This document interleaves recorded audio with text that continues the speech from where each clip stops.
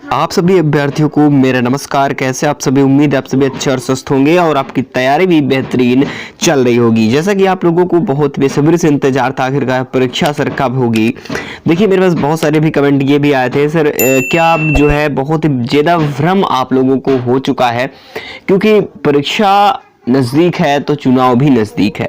तो सबसे बड़ा इलेक्शन को लेकर के मुद्दा ये बना हुआ है, क्या सर हमारी परीक्षा में कोई रुकावट तो नहीं होगी या परीक्षा में कोई देरी तो नहीं किया जाएगा चुनाव को चलते। तो मैं आज आपको पूरी संपूर्ण जानकारी देने वाला हूँ और साथ ही साथ जो है जो आपकी तैयारी को लेकर के सबसे बड़ा भ्रम पैदा हो रहा है, किस प्रकार से हम तैयारी करें कि जो जल्द से जल्द किस प्रकार से तैयारी कर पाएं, जो कि कम समय में तैयारी अच्छी से कर पाएं, और साथ ही साथ टाइपिंग टेस्ट के लिए कैसे क्या होना चाहिए, टारगेट स्कोर क्या होना चाहिए।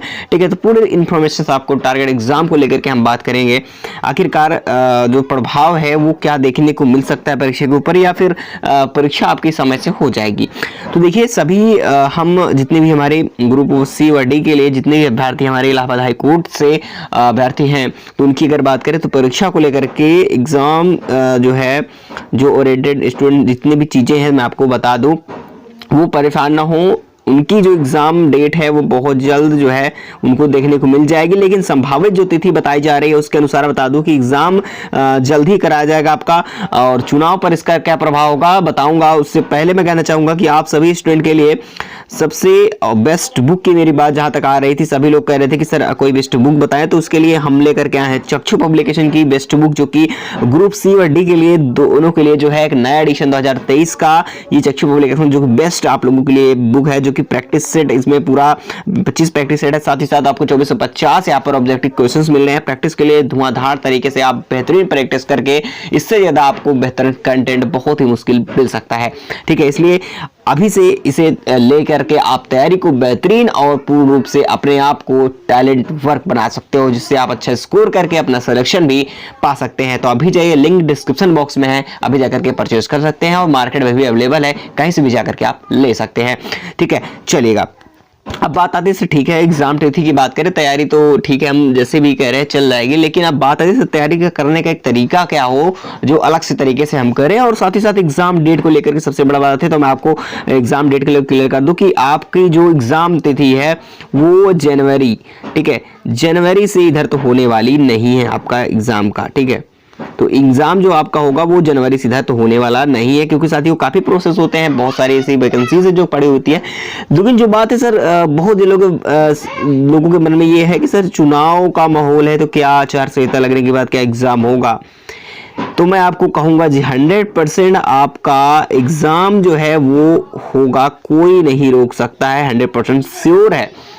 यहाँ पर यह होता है, आपको सभी को अच्छी तरीके से पता है कि आचार संहिता में क्या होता है, कि आप सभी का ऐसा कुछ भी प्रभाव नहीं पड़ता है, जो कि पुरानी जितनी भी हमारी ओल्ड वैकेंसीज हैं इन पर कोई फर्क नहीं पड़ता है, वो होती रहती है, उनका प्रोसेस चलता रहता है, इस पर कोई रुकावट नहीं होती है। लेकिन हालांकि ये चीजें क्लियर है आप लोगों की, आप क्या सोच रहे हैं कि ऐसा कुछ होगा, तो मैं आपको बता दूं आपको परेशान होने की कोई भी जरूरत नहीं है, क्योंकि जो नई भर्तियां उसमें अलाउंस नहीं कर सकता है आचार संहिता के समय, बाकी पुरानी भर्तियां हैं उसका प्रोसेस चलता रहेगा, उस पर कोई रुकावट नहीं आएगी, आपका एग्जाम टाइम से हो जाएगा। इसलिए अपनी तैयारी बेहतरीन ढंग से बनाएं ताकि कोई दिक्कत ना हो।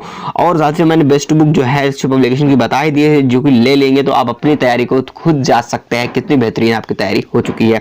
ठीक है, अब बात आती है सर, ठीक है अब तैयारी हो कैसे हमारी। देखिए तैयारी के लिए मैं आपको बता दूं, जैसे कि आप सभी स्टूडेंट्स पता है, ठीक है, कि भाई मैथ, इंग्लिश एंड जीएस हो गया और आपका हिंदी, ठीक है, ये पॉइंट ऑफ व्यू सभी चीजें आपको क्लियर है। तो आप ये करिए, देखिए सभी को स्कोर लेके चल सकते हैं, बट यहाँ पर मान लीजिए किसी का जीएस वीक है तो इसको छोड़े, क्योंकि वो लास्ट टाइम पे आप ये है कि हाँ कुछ हद तक आप कवर कर सकते हो, जैसे स्टैटिक पार्ट हो गया तो स्टैटिक पार्ट आप कर सकते हैं।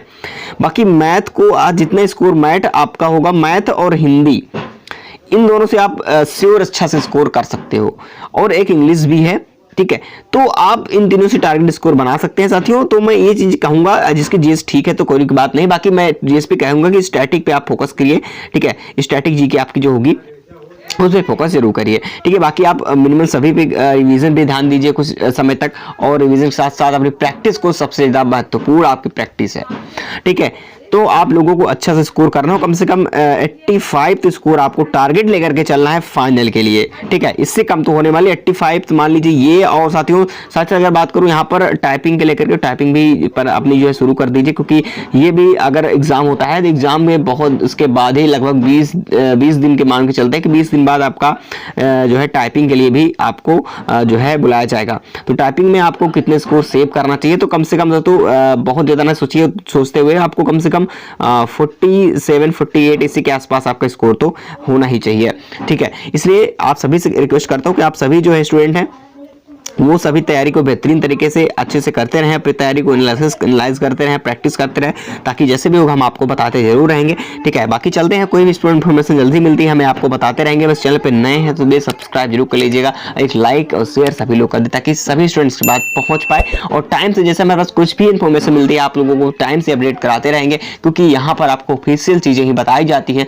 वो भी जानकारी के अनुसार।